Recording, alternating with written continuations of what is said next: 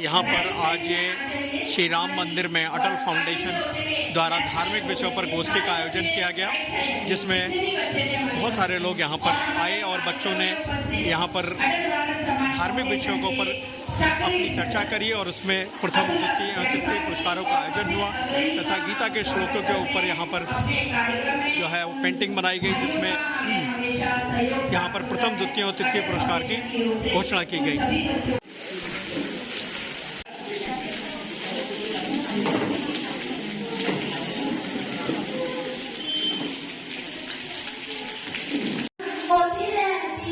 बुद्धिमान व्यक्ति इस चक्र से प्रभावित नहीं होता है।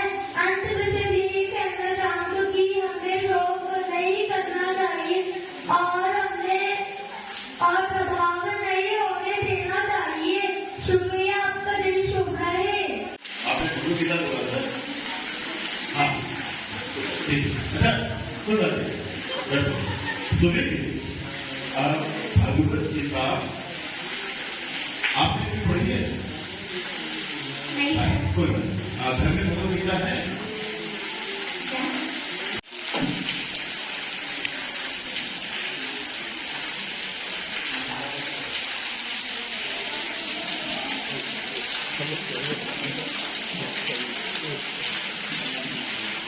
हमारे साथ हैं सीमा देवल जी, जो कि भारत अटल सम्मान फाउंडेशन के अध्यक्ष हैं। आज आपने यहाँ एक धार्मिक गोष्ठी का आयोजन किया, उसके बारे में बताइए।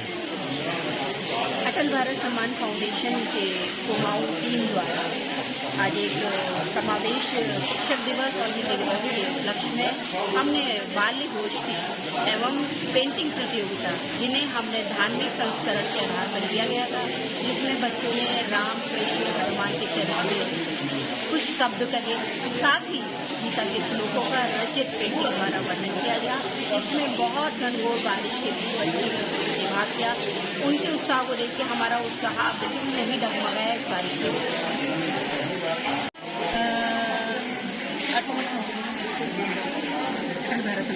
अटल भारत सम्मान फाउंडेशन की बहनों द्वारा यहाँ पर हमारे स्कूली छात्र छात्राओं के द्वारा बहुत ही सुंदर हमारे जो भगवत गीता और रामायण के ग्रंथ के श्लोकों से यहाँ पर सुंदर बच्चों ने अपने विस्तार यहाँ पर विचार रखे और उन्होंने ग्रंथों से जो बहुत ही सुंदर पेंटिंग यहाँ पर की है वो बहुत ही सराहनीय है, क्योंकि हमारे ग्रंथों के जो भी श्लोकों का महत्व होता है उन्हें हमें अपने जीवन में उतारना चाहिए और हमारी सनातन धर्म की रक्षा के लिए इस फाउंडेशन द्वारा बहुत ही सराहनीय कार्य किया गया है। इसके लिए मैं सीमा देवल जी का बहुत धन्यवाद प्रकट करती हूँ कि हमारे सनातन धर्म की रक्षा के लिए उसके बढ़ावा देने के लिए आज यहाँ पर इन्होंने ये कार्यक्रम किया है। अरे जी, ये भारत अटल फाउंडेशन द्वारा जो धार्मिक विषयों पर गोष्ठी की गई है, इसके बारे में बताइए। ये एक बहुत ही सराहनीय प्रयास है।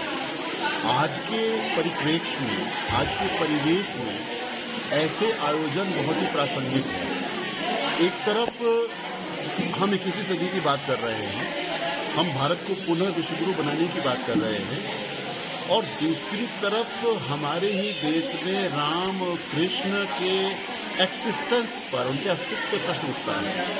द्वारका थी या नहीं थी, राम सेतु था या नहीं था, इसको लेकर सुप्रीम कोर्ट में हलफनामा जो है दायर किया जाता है। तो मैं समझता हूँ ये जो अटल भारत सम्मान फाउंडेशन का ये प्रयास है, या विश्व भारती का प्रयास है, आरएसएस का प्रयास है, एकल विद्यालय के रूप में जो प्रयास किए जा रहे हैं, ये अनवरत कड़ी के रूप में समाज में होते रहने चाहिए। स्कूल में वो स्कूल चाहे प्राइमरी स्टैंडर्ड का हो, चाहे वो इंटरमीडिएट स्टैंडर्ड का हो, यहाँ तक कि महाविद्यालय हो, अगर आप किसी एमए के बच्चे से पूछें कि राम कौन थे या कृष्ण कौन थे, तो वो रटी रटाई किंवदंतियां या दंत कथाएं सुना देगा। राम की प्रासंगिकता, मर्यादा पुरुषोत्तम की बताने के लिए ऐसे कार्यक्रम नितांत आवश्यक है। तो मैं बहुत बहुत साधुवाद दे रहा हूँ उस सोच को, जिस सोच ने ये साकार रूप ग्रहण किया। सीमा देवल, शालिनी जी और जितने भी इनके साथ लोग जुड़े हुए हैं, जो किसी भी रूप से ऐसे सकारात्मक सृजनात्मक कार्यक्रम के भागीदार बने हैं, उन सभी को साधुवाद। मैं स्वयं को भी गौरवान्वित महसूस कर रहा हूँ। मैं तो स्वयं यहाँ पर एक अभिभावक के रूप में आया था। यहाँ के प्रयास को देखकर, यहाँ के बच्चों के उत्साह को देखकर, ये मंदिर का प्रांगण है।